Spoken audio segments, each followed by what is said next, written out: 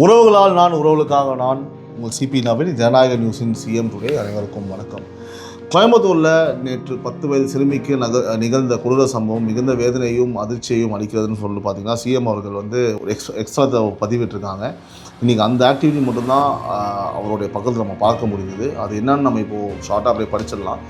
கோயம்புத்தூரில் நேற்று 10 வயது சிறுமிக்கு நிகழ்ந்த கொடூர சம்பவம் மிகுந்த வேதனையும் அதிர்ச்சியும் அளிக்கிறது. இத்தகைய மனிதநேயமற்ற மற்றும் மன்னிக்க முடியாத குற்ற செயல்கள் நமது சமூகத்தில் ஒருபோதும் ஏற்றுக்கொள்ள முடியாது. தங்கள் உயிருக்குயிரான குழந்தையை பிரிந்து வாடும் சிறுமியின் குடும்பத்தை சார்ந்த சொந்தங்களுடன் எனது ஆழ்ந்த துயரத்தை பகிர்ந்து கொள்கிறேன். இந்த வழக்கில் தொடர்புடையதாக 2 குற்றவாளிகள் கைது செய்யப்பட்டுள்ளனர். சம்பவம் குறித்து தீவிர விசாரணை மேற்கொண்டு குற்றப்பத்திரிகையை உடனடியாக தாக்கல் செய்து தேவையான அனைத்து நடவடிக்கைகளும் மேற்கொள்ள காவல்துறைக்கு உத்தரவிட்டுள்ளேன். பெண்கள் மற்றும் குழந்தைகளுக்கு எதிராக நடைபெறும் இத்தகைய அராஜக செயல்களில் ஈடுபடுவோருக்கு சட்டத்தின் கீழ் கடுமையான தண்டனை பெற்றுத்தர தமிழ்நாடு அரசு உறுதியுடன் செயல்படும்.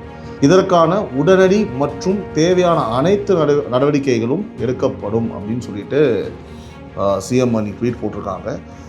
பொதுவாக பார்த்திங்கன்னா இன்றைக்கி சிஎம் டுடேயில் அவரோட பர்சனல் ஹேண்டில்ஸ்லையோ இல்லை எக்ஸ்லையோ டிஐபிஆர்லையோ எந்த ஒரு ஆக்டிவிட்டியுமே கிடையாது. இன்றைக்கி செக்ரட்டரியேட்டில் அவர் வரல. ஆக்சுவலி மண்டே டு ஃப்ரைடே மட்டும்தான் அவங்க ஆக்சுவலாக இருக்காங்க செக்ரட்டரியேட்டில்.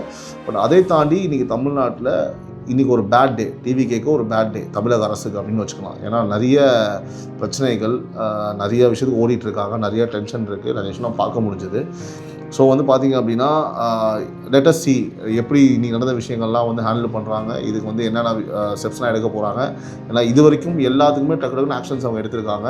அவங்க சொல்ல விட செயலில் ரொம்ப ஃபாஸ்ட்டாக இருக்காங்க, நம்ம பார்க்க முடியுது. இன்றைக்கி நடந்த விஷயங்கள், அந்த கோவை விஷயமாக இருக்கட்டும், திருச்சி விஷயமாக இருக்கட்டும், கரண்ட் கட் பண்ணுற விஷயம், அந்த கரண்ட் கட் ஆகுது அந்த விஷயமாக இருக்கட்டும், இதுக்கெல்லாம் அடுத்த 1 வீக்கில் நம்ம முதல்வர் என்ன ஒரு smart move and fastest resolution part என்ன பண்ண போகிறாங்க அப்படின்றத நம்ம பொறுத்து தான் பார்க்கணும். உறவுகளே, இது ஜனநாயக நியூஸின் சிஎம் டுடே. மீண்டும் அடுத்த ஒரு எபிசோடில் சந்திக்கலாம். நன்றி, வணக்கம்.